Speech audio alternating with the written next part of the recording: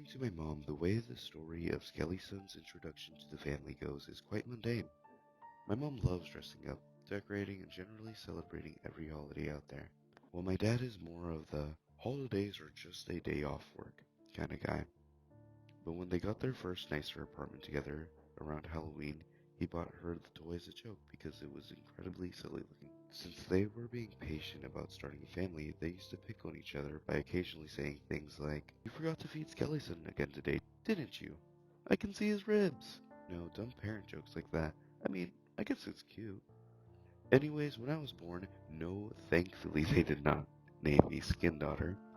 They put it in my room and used to tell me SkeleSon was my big brother and he was going to keep me safe from the ghouls and goblins of the world.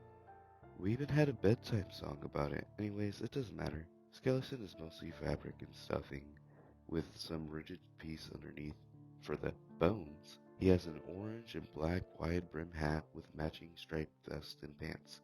He has black shoes and a bow tie of the same color. I can't express to you how silly the toy was. When I was younger, I used to revere SkeleSon. I guess I would like an older brother. I never played with him directly. He was only ever involved in make-believe in the role of advisor or wise man to the other toys. It's not like my parents told me not to play with him or that he was fragile or anything. I just thought of him as different. I can still feel the way the hair rose on the back of my neck the first time I heard him speak to me. I was 8 years old.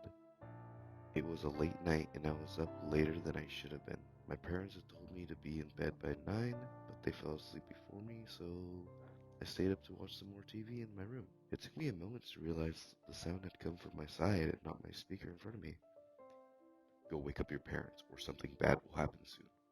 I froze and looked to where the sound was coming from. The only thing on my dresser in that direction was SkeleSon.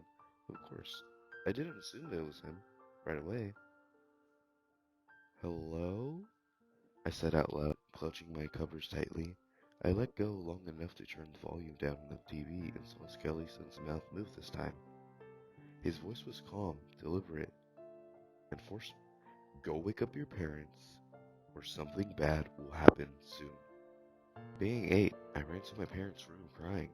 They asked me what was going on, and I told them I had a nightmare. Even at that age, I knew what I had seen wasn't normal, and I wasn't scared to say it out loud to make it real. I got it from my dad. He has always been the one to keep his struggles to himself. I slept in my parents' bed that night. The next time it happened was 2 months later, similarly to the last time. I was up staying later than my parents, but unlike this time, I had my cousin spending the night this time. Simon and I were up late, maybe 10, playing video games.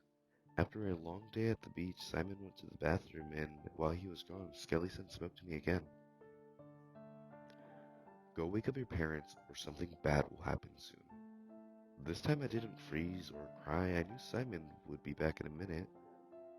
I was more confused than scared this time. "What's going to happen?" I asked. Gellison turned his head towards me and only repeated himself verbatim. "Go wake up your parents or something bad will happen soon."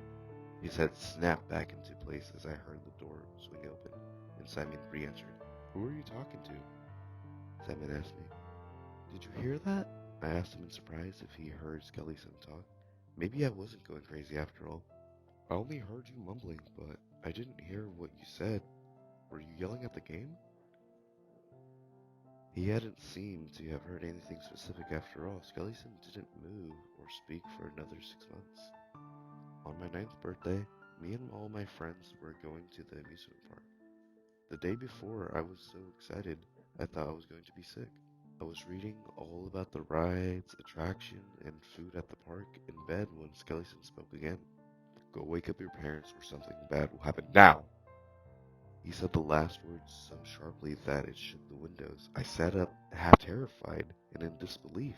I opened my mouth to speak, but before I could take a breath, he screamed, "Now! Now! Now!"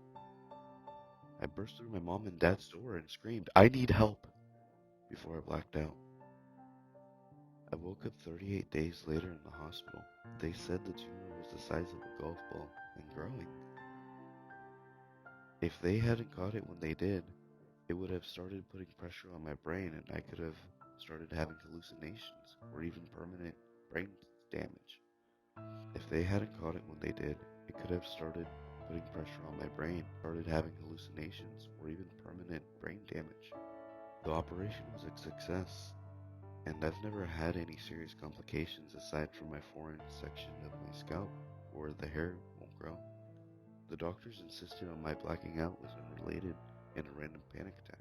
They insisted there wouldn't have been any symptoms at all. My brain was normal and no excess pressure anywhere yet. They said normally you can't really tell until it's already causing problems. They said we were just so very lucky, just in case. SkeleSon never spoke to me again. He never moved. He never gave me any indication he was anything more than a stuffed toy with a silly backstory. I still keep him around though. He moved with me when I went to college, much to the confusion and amusement to my parents who never got the full story from me. And he lives with me in my first home now. I'll introduce them to my kids as their guardian uncle, and he'll have a placement in their bedrooms when they sleep at night. Because even though it would be really easy for me to dismiss the encounters as hallucinations my doctors were wrong about, there was a reason they took those scans. Dad wouldn't let it go and forced him to get the scans.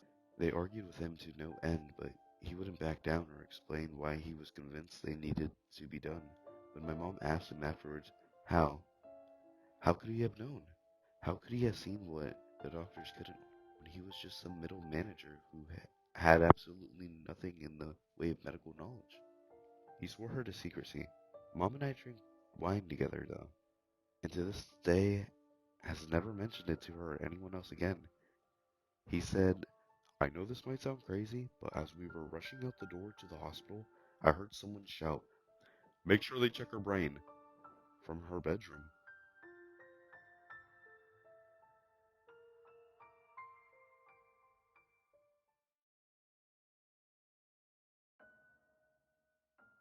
Good evening, everyone. I would like to thank you all for listening to tonight's narration. Every view counts and is very important to me, so I appreciate it a lot. If any of you guys have any stories you would like me to narrate, please leave a comment down below and I'll get to them as soon as possible. I hope you